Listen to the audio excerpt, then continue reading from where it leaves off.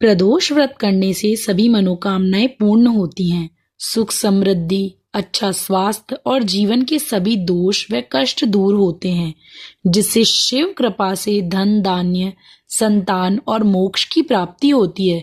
विशेषकर हर दिन के प्रदोष के व्रत अलग अलग हैं और उनके अलग अलग लाभ हैं। जैसे सोमवार को आता है तो इच्छा पूर्ति के लिए रखा जाता है, मंगलवार को रोग मुक्ति के लिए, शनि प्रदोष होती है तो संतान प्राप्ति के लिए।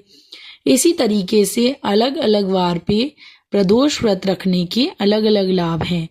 इस साल हमारे 2026 में नए साल की शुरुआत प्रदोष व्रत से होने जा रही है, क्योंकि प्रदोष व्रत 1 जनवरी 2026 को रखा जाएगा। 1 जनवरी 2026 को त्रयोदशी तिथि है और त्रयोदशी भगवान शिव की पूजा के लिए विशेष मानी जाती है। जब यह तिथि गुरुवार के दिन आती है तो इसे गुरु प्रदोष व्रत कहा जाता है। इस व्रत का संबंध गुरु ग्रह यानी बृहस्पति से जोड़ा जाता है, जो ज्ञान, धर्म, समृद्धि और सौभाग्य का कारक माना जाता है।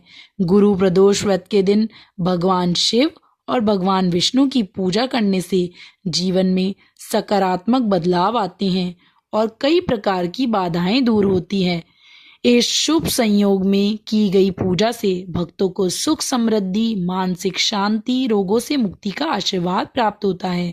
ऐसा माना जाता है कि गुरु प्रदोष व्रत करने से गुरु ग्रह मजबूत होता है, जिससे व्यक्ति के जीवन में नए बदलाव आते हैं। नए साल के पहले ही दिन यह व्रत पढ़ना इसे और भी खास बना देता है। तो चलिए शुरू करते हैं प्रदोष व्रत की कथा। जो प्रदोष व्रत गुरुवार के दिन पड़ता है वो गुरु प्रदोष व्रत कहलाता है। गुरु प्रदोष व्रत रखने से भक्तों को अपने पूर्वजों का आशीर्वाद मिलता है। गुरु प्रदोष व्रत कथा एक बार इंद्र और वृतासुर की सेना में घनघोर युद्ध हुआ।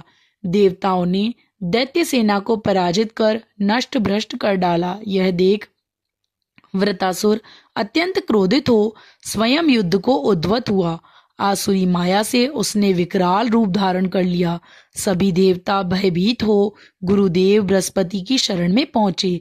बृहस्पति महाराज बोले, पहले मैं तुम्हें वृतासुर का वास्तविक परिचय दे दूं।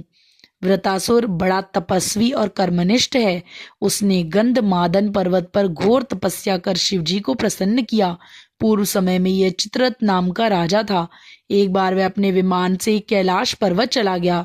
वहां शिव जी के वाम अंग में माता पार्वती को विराजमान देख वह उपहास पूर्वक बोला, हे प्रभु, मोह माया में फंसे होने के कारण हम स्त्रियों के वशीभूत रहते हैं, किंतु देवलोक में ऐसा दृष्टिगोचर नहीं हुआ कि स्त्री आलिंगनबद्ध हो सभा में बैठे।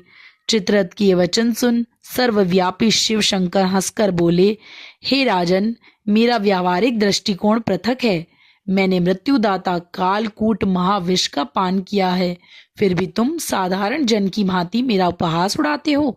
माता पार्वती क्रोधित हो चित्ररथ से संबोधित हुई, अरे दुष्ट, तूने सर्वव्यापी महेश्वर के साथ ही मेरा भी उपहास उड़ाया है। अतएव मैं तुम्हें वह शिक्षा दूंगी कि फिर तू ऐसे संतों के उपहास का दुस्साहस नहीं करेगा। अब तू दैत्य स्वरूप धारण कर विमान से नीचे गिर, मैं तुझे श्राप देती हूँ। जगदम्बा भवानी के अभिशाप से चित्ररथ राक्षस योनि को प्राप्त हो गया और त्वष्टा नामक ऋषि के श्रेष्ठ तप से उत्पन्न हो वृतासुर बना। गुरुदेव बृहस्पति आगे बोले, वृतासुर बाल्यकाल से ही शिव भक्त रहा है, अतः हे इंद्र, तुम बृहस्पति प्रदोष व्रत कर शंकर भगवान को प्रसन्न करो। देवराज ने गुरुदेव की आज्ञा का पालन कर बृहस्पति प्रदोष व्रत किया और गुरु प्रदोष व्रत के प्रताप से इंद्र ने शीघ्र ही वृतासुर पर विजय प्राप्त कर ली और देवलोक में शांति छा गई। बोलो उमापति शंकर भगवान की जय। हर हर महादेव, हर हर शंभू। बोलो प्रदोष व्रत की जय।